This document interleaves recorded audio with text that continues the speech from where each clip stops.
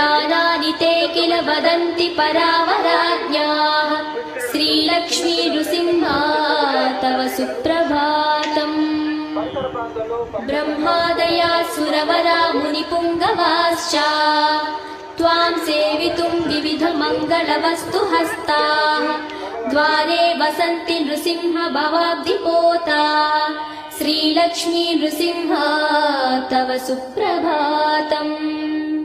यादाद्रिनाथ शुभमन्दिरकल्पवल्ली